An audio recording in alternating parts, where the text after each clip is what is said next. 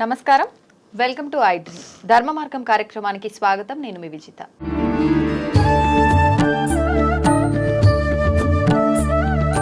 ప్రస్తుతం మనతో పాటు ఉన్నారు ప్రముఖులు శివరుద్ర సాధువు గారు. ఇప్పుడు వారితో మాట్లాడి మరిన్ని విషయాలు తెలుసుకునే ప్రయత్నం చేద్దాం. నమస్కారం గురుగారు. నమస్కారం తల్లి. గురుగారు, మనకిప్పుడు మహాలయ పక్షాలు ప్రారంభం అవుతున్నాయి సెప్టెంబర్ 18 నుంచి అని వింటున్నాం. చాలా మంది మహాలయ పక్షాలు అంటే ఏంటి అసలు తెలీదు. కొంతమందికి అవగాహన ఉన్నా మరికొంతమందికి అయితే దానిపైన అవగాహన లేదు. అందులో డెప్త్కి వెళ్తే ఓ ఇదా అనుకుంటున్నాం కానీ ఆ పేరుతో మాత్రం చాలా మందికి అవగాహన లేదని చెప్పాలి. మామూలుగా మనందరం కూడా మనకు దసరాకి ముందు వచ్చే అమావాస్యని మనం పెద్దలకు పెట్టుకుంటాం, దాన్ని పెత్తరమాస అని చెప్పి మాట్లాడుకుంటూ ఉంటాం. అది అందరికీ తెలుసు. నిజంగా ఈ మహాలయ పక్షాలు ఏంటి, ఏ రకంగా మనం ఈ మహాలయ పక్షాలని ఉపయోగించుకోవచ్చు అంటారు? బలమైన ప్రశ్న అమ్మా.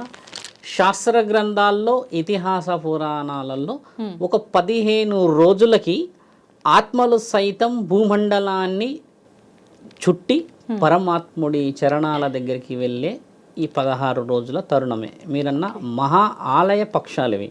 దీన్ని వాడుకలో వచ్చి మహాలయ పక్షాలు అన్న కాడికి వచ్చారు. మహా ఆలయ పక్షాలు అన్న విషయానికి వస్తే వివరణ ఏంటంటమ్మా, ఒక మానవ శరీరాన్ని ఎత్తినవాడు ఏదో ఒక రోజైతే కాలం చేయక తప్పదు. కానీ జ్ఞాపకం ఏదైతే ఉంటుందో అమ్మా, అది మనిషిని ప్రతిరోజు ఒక్కొక్క క్షణం మనల్ని చాలా చాలా చాలా తీవ్ర స్థితికి తీసుకెళ్ళి ఒక దుఃఖంలో ముంచుతుంది. ఇప్పుడు మన పెద్దల్లో మనకి ఇష్టమైన బాబాయ్ చనిపోయాడు అనుకుందాం, చిన్న వయసు కూడా అయినా ఆయన ప్రేమలు అనురాగాలు కొన్ని సంవత్సరాల తరబడి చెప్పుకుంటూనే ఉంటాం. అయితే ఈ మహాలయ పక్షాలని ఈ 16 రోజుల ఒక మాసం అంటే పౌర్ణమికి మొదలయ్యమ్మ 2వ తారీఖు అక్టోబర్ వరకు ఈ అమావాస్య వరకు ఉంటుంది. అంటే పెట్టుకునే వాళ్ళందరూ ఎందుకు పెట్టుకోవాలన్న విషయం చాలామందికి తెలుసుకోవాలి.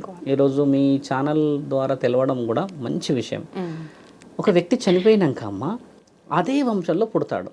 అంటే ఒక వ్యక్తి మనవడిలాగా, కొడుకులాగా, లేదు అని అంటే ఇంకా ఏదైనా రూపంలో మన ఇంట్లో ఆడపిల్ల వాళ్ళైతే ఆడవాళ్ళగా పుట్టేసిన తర్వాత అమ్మ ఒక వ్యక్తి మాత్రం కంటిన్యూగా దోషాన్ని చూపిస్తూ ఉంటారు. దోషం అంటే ఆ పెద్ద ఆయన చనిపోయిన తర్వాత పనులు సరిగా కావట్లేదు అని కొంతమంది అంటూ ఉంటారు. మీ నాన్న ఉన్నప్పుడు ఎంతో పలుకుబడితో డబ్బులు ఉండేవి అందరికీ, ఆ రోజుల్లో ఆ విలువలే వేరే ఉండే, ఈ రోజు మీకు లేదు అని అన్న ఒక మాట. మీ అమ్మగారు ఉంటే కుటుంబం బాగుండే అంటారు. మీ అమ్మ అయితే మా అందరిని పిలిచేదిరా ఈ ఫలానా ఏదైనా కార్యక్రమానికి, మేము లేకుండా చేసకపోయేది అన్న ఈ విషయము తీవ్రంగా బాధిస్తుంది. అంటే ఒక వ్యక్తి లేని లోటు చూయిస్తూ ఉంటుంది. అయితే ఈ పెత్తర అమావాస్య అనేది ఏంటంటమ్మా, ఒక వ్యక్తి శరీరాన్ని వదిలిన తర్వాత 15 రోజులు పరమాత్ముడు నీకు తీరని కోరికలు ఉన్న ఎడల నీ కుటుంబం నీకు ఆహ్వానం పలికితే నీవు వెళ్ళి రావలేను అని చెప్పి పరమాత్ముడు ఇస్తాడు. అంటే ఈ 15 రోజులు ఆ ఆత్మలు వచ్చి మనం పెట్టిన స్వీకరణ, కొంతమంది మాంసాహారం పెడతారు, కొంతమంది శాకాహారం, కొంతమంది తినుబండారాలు, వాళ్ళు పిండి పదార్థాలు చేస్తారు కదమ్మా, వీటన్నింటినీ స్వీకరిస్తుంది. అయితే ఈ ఆత్మ ఎందుకు స్వీకరించాలి అనేది చాలామందికి తెలీదు. పెత్తర అమావాస్య అనేది తెలుసు కానీ ఈ రోజు పెద్దలకు ఎందుకు పెడతారు అనేది తెలియదమ్మా.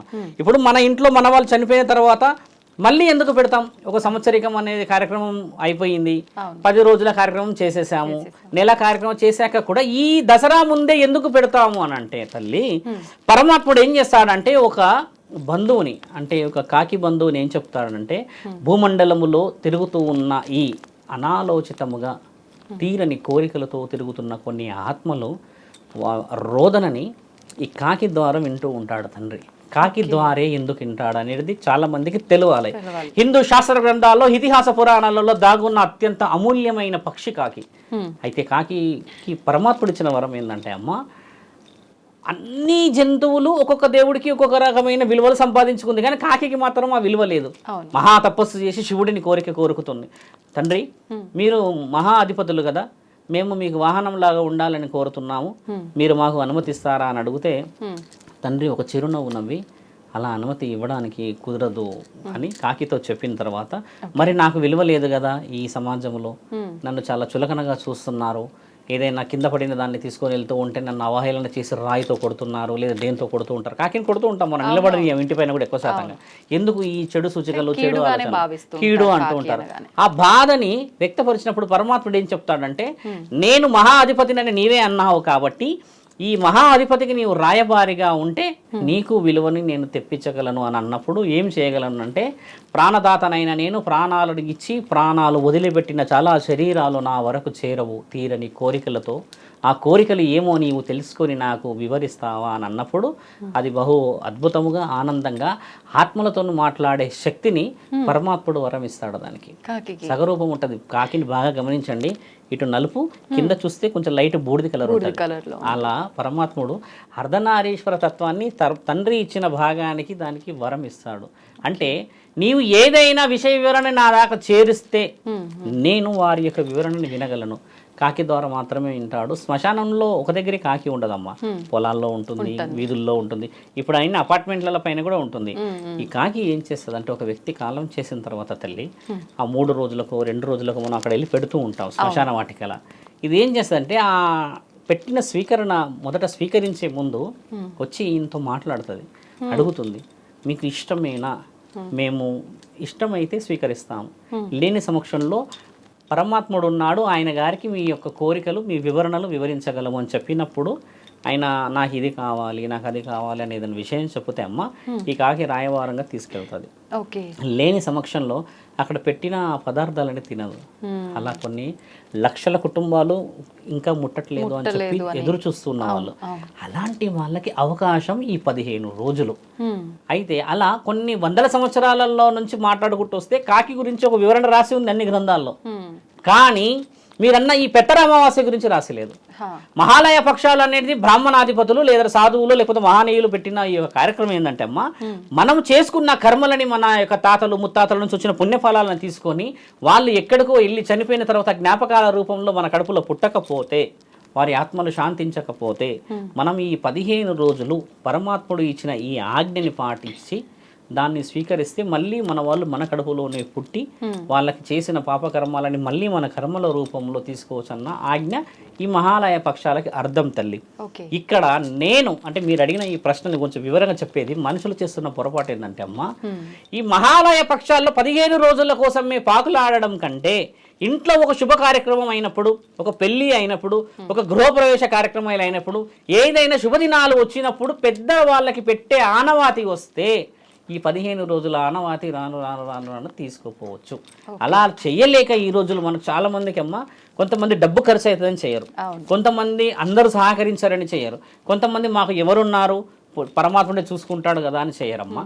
ఇలా చెయ్యకపోవడం చేత ఈ 15 రోజుల్లో నన్న కనీసం మీ పితృలకి పిండాలు పెట్టడాలు లేదా వాళ్ళకి కావాల్సిన కర్మకాండలని మీరు ఏదైనా చేసి ఎక్కడైనా గంగలో కానీ ఇంకా ఎవరికైనా ఆకలితో ఉన్న వాళ్ళకి దానాలు ధర్మాలు నిజముగా సాధువులకి చేస్తే వాళ్ళు ఇచ్చే ఆ ఆశీర్వాద బలం పునర్జన్మ నీ కుటుంబం నీ కడుపులోనే పుట్టడానికి. ఇది మన పెద్దలు రాసిచ్చింది పరమాత్ముడు ఆజ్ఞ ద్వారా. అయితే ఈ మధ్య కాలంలో ఏం చేస్తున్నారంటే అమ్మా, హంగు హర్మాటం ఎక్కిపోతుంది, కాకపోతే ఆ వివరణలో సంస్కృతి దెబ్బతింటుంది. ఇప్పుడు చూడమ్మా, మనము ₹1,00,000 ఖర్చు పెట్టాము, పెద్ద పందిరేసి అన్నీ చేసాము, అక్కడ ముఖ్యమైన బంధువులే వస్తలేరు, వారసులే వస్తలేరు. ఇప్పుడు ఒక తాత ఉన్నాడు తల్లి, ఆయనకు 4 కొడుకులు వచ్చి వారసత్వాన్ని స్వీకరించడమే మీరన్న ఈ పక్షాలకి కానీ మీరన్న ఒక శుభ కార్యక్రమానికి విలువలు. నీ దగ్గర డబ్బు ఉండవచ్చు, ఫంక్షన్ హాల్ బుక్ చేసుకోవచ్చు కదమ్మా, రక్త సంబంధికులు నేను బుక్ చేసుకోగలవా? మనసు ద్వారా గెలవాలి కదా. ఇక్కడ చనిపోయిన వ్యక్తికి పెడుతున్న మహాలయ పక్షాలకి విలువ ఉన్నప్పుడు బ్రతికి మన దగ్గర ఉన్న వాళ్ళకి విలువ ఎందుకు లేదు అంటే, మనిషి బ్రతుకున్నప్పుడు పెట్టే ఆ చిన్న కారపు ముద్ద, ఆ పచ్చిపులుసు చేసిన ఆ ముద్ద అమ్మ, చనిపోయినాక నువ్వు ఇంత పెడితే వచ్చి తింటాడా? ఎదురు చూస్తున్న నిజమైన ముద్దకు పెట్టు, ఎదురు చూస్తున్న మాటకి మాట్లాడు. అమ్మ తిన్నవా అని ఒక 2 నిమిషాలు కూర్చొని కోడలు వచ్చి ఒక మాట మాట్లాడో లేక చెప్తే నా కోడలే మాట్లాడతలేదు అని ఈరోజు ఎంతమంది ఆత్మలు తిరుగుతలేవంటారు. ఈరోజు నా మామ నా పెనిమిటి చనిపోయి నాకు మనశ్శాంతి లేకుండా చేసిండన్న ఆ మనశ్శాంతి వెనకాలో ఎంతమంది ఆయనని మనశ్శాంతి లేకుండా చేశారు అన్న జ్ఞాపకాన్ని గుర్తు చేసుకునే ఈ 15 రోజులు తల్లి.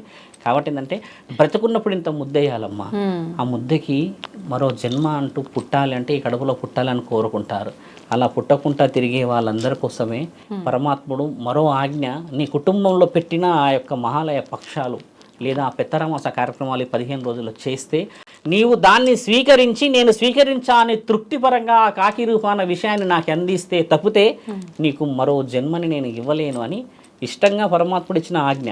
ఇక్కడ మనం డీప్గా గమనించి చూస్తే అమ్మా, ఒక వ్యక్తి చనిపోయాడు, ఆత్మ అయిపోయింది, పరమాత్ముడు స్వీకరించి మళ్ళీ పుట్టించవచ్చు. కానీ మహానీయుడు ఏం చేస్తాడంటే నీకు ఇష్టం ఉన్నదంటేనే పుట్టిస్తాడు. అందులో లేదు అంటే ఇగో ఇలాంటి కార్యక్రమాలు పెట్టి ఏదో విధంగా నన్ను చేరు, నువ్వు ఒకవేళ ఆ విధంగా రాలేవు, ఓకే ఈ విధంగా నన్నరా అని అంటే ఆ విధంగా కూడా నువ్వు స్వీకరించలేవు అంటే మళ్ళీ ఇంకొక దసరా వరకు ఎదురు చూడాల్సిందే. ఇలా చేస్తున్న దాంట్లో అమ్మ మనం తెలుసుకోవాల్సిందంటమ్మా, మన యొక్క కర్మలని పరమాత్ముడు ఏదో విధంగా పుణ్యం చేసుకోమని మార్గం ఇచ్చాడు. ఆ పౌరోహితులు ఎంతమంది మొత్తుకుంటారు తల్లి, ఎంతమంది జ్ఞానాలు చెప్తుంటారు, మనం వినం. ఇక్కడ ఒక పచ్చకూర పెట్టేసేసమ్మా, వచ్చి ఇష్టంగా పెడితే స్వీకరించేస్తాడు. నువ్వు పందిరేసేసి పెద్ద పెద్దగా మన మేకలు కోళ్ళు కోయాల్సిన అవసరం లేదు. మనస్సాక్షితో చేసేదే ఈ మహాలయ పక్షాలు, మీరన్న కార్యక్రమాలు. ఇప్పుడు చాలా మంది అంటే వాళ్ళ చనిపోయిన తిథులను బట్టి వాళ్ళ కార్యక్రమాలు చేస్తూనే ఉంటారు. అలా చేసే వాళ్ళు కూడా ఈ అలా చేయడం ఆనవాయితీ ముఖ్యమైనది తల్లి.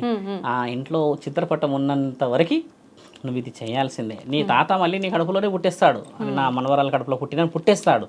కానీ ఒక ఆత్మకి ఆనందాన్ని కలిగించే తరుణం ఈ 15 రోజులు. ఇది శరీరాలకు సంబంధించింది కాదు. మీకు చూడమ్మా, ఒక దీపం అక్కడ కూడా పెడతాం మనం, ఆ రోజు కూడా దీపం పెడతాము. చాలా మంది శ్మశాన వాటికి వెళ్ళొచ్చో లేకపోతే ఆ పటాన్ని చూసి ఏడ్చిన తర్వాత దీపాన్ని చూడాలి అని అంటారు. అంటే ఒక దీపం ఆరిపోయింది కదా, మళ్ళీ వెలగాలి అన్న ఆ తరుణానికి మళ్ళీ చూడమని అంటారు. కొంతమంది ముఖ్యమైన వాళ్ళు శ్మశానం నుంచి వచ్చి దీపం చూడకుండా వెళ్ళకూడదు అని అంటారు. దీని క్రియా ప్రక్రియకు అర్థం ఏంటంటమ్మా, మన ఇల్లు మన వారసత్వమే కాబట్టి ఆ వెలుగు మళ్ళీ వెలగాలని. అది వచ్చేసి ఒక జ్యోతి కాదమ్మా, అది అక్కడ పెట్టే జ్యోతిలో చాలా వివరణంగా ఉంటుంది. అందులో కూడా మీరు గమనించి చూడాలి, 2 ఒత్తులు పెట్టి పెడతారు, ఒక ఒత్తి పెట్టి పెట్టారు. ఒక ఒత్తు పెట్టి పెట్టిన దాన్ని అసలు ఎక్కడ పూజకు స్వీకరించారు, 2 ఒత్తులే పెట్టి పెడతారు. మనం ఆ వివరణని మరొకసారి మాట్లాడుకుంటాము. అయితే మీరన్న పక్షాలకి స్వీకరించిన దాని వివరణకు ముందుకు పోతే అమ్మా, ప్రతి కుటుంబం ఈ సమయాన్ని ఉపయోగించుకోవాలి. రేపటి నుంచి అమావాస్య, ఎల్లుండి పౌర్ణమి, ఎల్లుండి నుంచి 2వ తారీఖు వరకు ఉందమ్మా. ఎక్కడ ఉన్నా దేశ విదేశాల్లోనున్నా ఈరోజు అందరు కలిసి పెట్టే ఆ తరుణాన్ని మనం చదువుకొని వేరే వాళ్ళకి చెప్పాలి. ఇప్పుడు మనం ఛానల్స్లో ఉన్నాం కాబట్టి వింటూ ఉన్నామమ్మా. ఒకప్పుడు ఎవరు చెప్పేవాళ్ళు చెప్పమ్మా, తాతమ్మలో ముత్తమ్మలో చెప్పినప్పుడే మనం వినేటోళ్ళం. అది కూడా ఇప్పుడు చెప్పేటోళ్ళు లేరు. మన తాతకే ఇప్పుడు 50 ఏళ్ళు ఉంటున్నది, ఆలోచించండి. ఒకప్పుడు మినిమం 80-90 ఏళ్ళు ఉండేవి. కాబట్టి వయసు పరమాత్ముడు తగ్గిస్తూ వస్తున్న దాన్ని జ్ఞాపకాలలాగా పెట్టుకోలేకపోతున్నాం మనం. కాబట్టి చెయ్యాలి. 2వ తారీఖు అమావాస్య లాస్ట్ డే అమ్మ. ఆ తర్వాత మన వాళ్ళు బతుకమ్మల కార్యక్రమాలు మొదలుపెట్టి నవరాత్రి కార్యక్రమాలకు వెళ్ళి దుర్గామాతకు సంబంధించిన కార్యక్రమాలు వెళ్తారు. అంతకు ముందుకు ఏ పని కూడా ఉండదు. ఈ 15 రోజులు ఆత్మల స్వీకరణ మాత్రమే పరమాత్ముడు చేస్తాడు. మీకు తెలుసా తల్లి, ఒక భూమండలంలో ఒక శరీరం పుట్టి చనిపోవడానికి 100 సంవత్సరాలు అయితే అమ్మా, అలా చనిపోయిన ఆత్మలు పరమాత్ముని చేరలేకుండా జ్ఞాపకాలతో కుటుంబంలో చుట్టే తిరుగుతున్నాయి, ఆత్మలు తిరుగుతున్నాయి అని అంటారు కదమ్మా. ఈ క్షణిక నిర్ణయాలలో తీసుకున్న వాళ్ళు వీళ్ళంతా పరిపూర్ణత స్థితిలో లేని వాళ్ళు చనిపోతారు కదా, వాళ్ళు తిరుగుతున్న వాటిని ఒక విధంగా పరమాత్ముడు ఏం చేస్తారంటే వీళ్ళందరినీ దగ్గర చేర్చుకొని మళ్ళీ పుట్టించే కార్యక్రమం చేస్తున్నాడు. ఇది చాలా అంతరార్థమైన ప్రశ్న మీరు అడిగారు. మహాలయ పక్షాలు పెద్దలకు పెట్టాలి, పితృదోషాలకి కాశీలో పిండాలు పెట్టడం కాదు. ఇది నీ వంశాన్ని నీవు మళ్ళీ పరమాత్ముడి ఆధీనంలోకి పెట్టి మళ్ళీ నీ వంశాన్ని నీ కడుపులో పుట్టించుకుంటున్నావు. ఉమ్మడి కుటుంబాలు అంటే మరి అలానే వస్తాయి కదా తల్లి, రక్తానికి ఉన్న విలువ. కాబట్టి తండ్రిని ఈ ఆత్మ ఏం అడుగుతుంది అంటే వాళ్ళు ఇష్టంగా పెట్టనంత వరకు నేను వెళ్ళను అని అడుగుతారు. అందుకని ఈ సంవత్సరమా లేకపోతే వచ్చే సంవత్సరమా 10 సంవత్సరమా తెలుసుకొని పెట్టాలి. అవతల వ్యక్తి ఆలోచించాలి. తినడా అనడానికి అమ్మ ఆ రుజువులు కూడా తెలిసిపోతాయి. ఆ ఇమ్మీడియట్లీ ఆ పితృదోషాలు ఉన్న వాళ్ళు ఏమవుతారంటే అమ్మా, ఒక్క కార్యక్రమం సక్సెస్ కాదు. అంటే ఇప్పుడు ఇవన్నీ చేయకపోవడం వల్ల పితృదోషాలు, పితృదోషం అనేది ఖచ్చితంగా ఉంటుంది. పితృదోషం అంటే తండ్రి, అలా కొడుకు కూడా ఉంటాడు కదా.